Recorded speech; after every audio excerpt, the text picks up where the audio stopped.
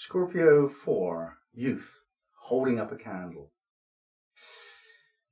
Essentially, this Sabian mystery is about ritual and the purpose of using ritual to bind together and define your group.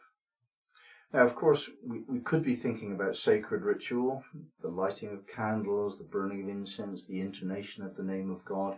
These very definitely bind a certain group of people together, a religious group in that case, or a mystery group, perhaps students of the mysteries.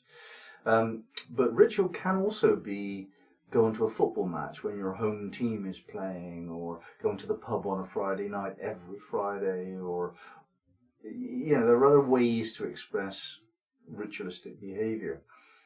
And it goes back a long time, this practice, to the time when strangers were potentially very dangerous, and the tribe would not know whether to take a stranger at face value. There are benefits of dealing with strangers.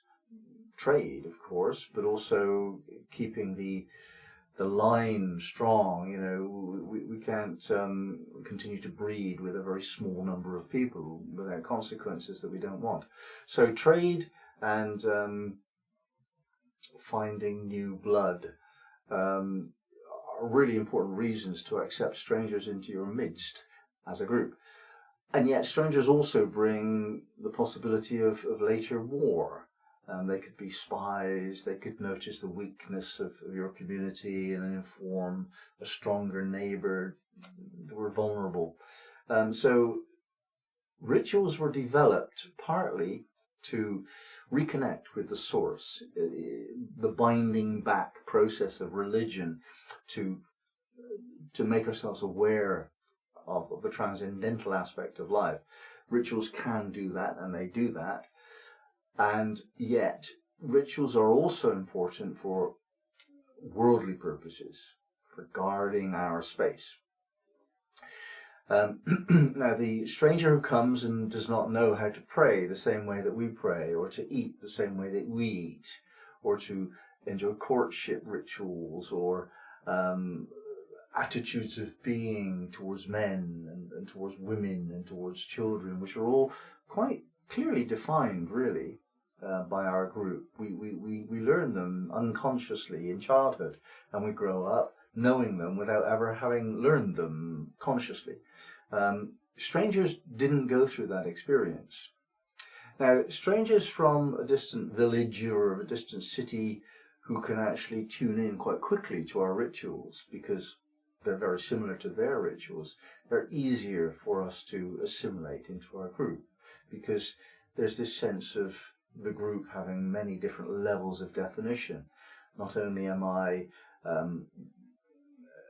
of this economic status, I'm also of that religion, I'm also having this accent according to the particularity of where I was brought up to speak in a certain way. I have this philosophy to do with my age and my education. There's a lot of different aspects of how I define myself as a person, and I can fit within different groups by those definitions. So I wouldn't work very well in the aristocracy. I'm just not graceful enough to cope with their very clearly defined rituals of courtesy. I might not work very well in a mob, in a gang, because I'm not sufficiently violent or lustful towards women and food and stuff. You need certain behaviours to fit within those groups, and I just don't have them. So my group is the group where I feel not only comfortable and useful, but also accepted in the sense of, I belong here. And that could be in a foreign country tens of thousands of miles away, but the sense of belonging is what we're looking for, so that nobody feels threatened by me. Now, some of what we do in life is what we love to do, and some of what we do in life is what we must do. The Sufis describe this as in two different words. What we must do is called Abdullah, energy. It's the energy of service. And what we absolutely love to do is called Rasul. Also the word of the messenger of God. So in other words, what we really, really, really want to do is expressed by enthusiasm. And enthusiasm means embodiment by God. God is embodied within us when we're enthusiastic. And ritual it shows us how those two things come to be in balance in a beautiful way, where we have got very definite things that we must do. We must walk in this way. We must light a candle. We must speak these words, intone this chant. There are very definite processes which are non-negotiable. However, when we learn those and learn how to do those readily, without effort, there comes within us this sense of deeper beauty. It's a fullness of being. There's a sense in which this is what we were meant to be like. This is what we were meant to be doing, almost. And that's something that we love to do. We want to do that again and again and again. So here we see that a ritual can actually develop these two qualities in correct relationship to one another.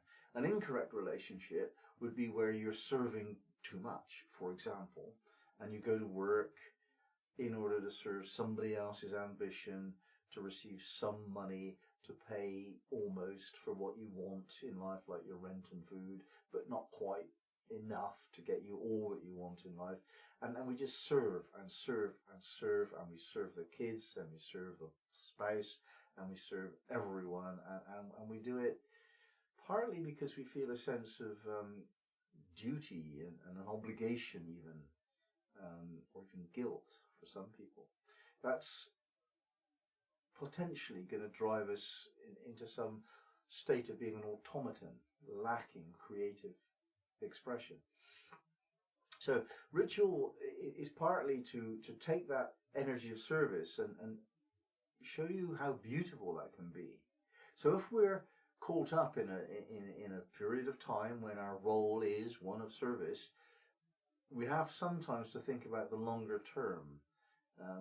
This is useful for me in the long term. That maybe takes us through because it earns us money, for example, or because after 10 years or 20 years of doing it, we have become something we wanted to be. However, to get us through that period when we're serving, and we're not really happy about that, to get us through that, we have to find something which we love to do to balance things out. Now, ritual shows how that can be. So a lot of people would interpret this as the work week and then going to church on a Sunday morning or some equivalent practice like that. It might not be church for some people. The ritual might be quite the other end of a scale. It might involve a different expression of one's love of life and of God. It doesn't matter. Ritual isn't necessarily religious, not at all. But we do have to balance this concept of doing our work and doing what we love, to balance that. And to do that in a ritualistic way trains us to understand that that's the balance that we need in life. Now, of course, one of the things we can do with this symbol is just notice that it's a youth lighting a candle, holding up a candle. That itself is a hugely important metaphor. A youth represents innocence, generally, potential for life. It's not cynical yet. That's what youth kind of talks to us through. Lighting a candle, that tends to be something that we do not only for ritual, but also when it's dark. And this teaching that is known to us, it is better to light a candle than to complain about the dark, is expressed here. What that means is that if somebody's being a pain, they're really behaving badly, you don't like what they're doing, you can't reconcile that with your sense of goodness and truth and love, they're doing it anyway. That's darkness in your life. That's what darkness is in your life. It's not necessarily worse than that. It's being with people that just do not behave lovingly or spiritually. That's the darkness that we're likely to come across. So what does it mean metaphorically to hold up a candle to these people? When we're in the darkness, we hold up the candle. It isn't to point out to them what they're doing wrong. That's a part of the darkness. Judgment is mine, said the Lord. What that means is blame no one. Mind your own business. Blame no one for what they're doing. So the light that we hold up is the light of tolerance, acceptance, understanding, patience. Somebody's doing something which is dark as far as we're concerned. So the light that we hold up is that, right, well, we don't find that disturbing. We're not going to be disturbed by that. We're going to find the appropriate response to move things towards a state of being which is wholesome and good for us all.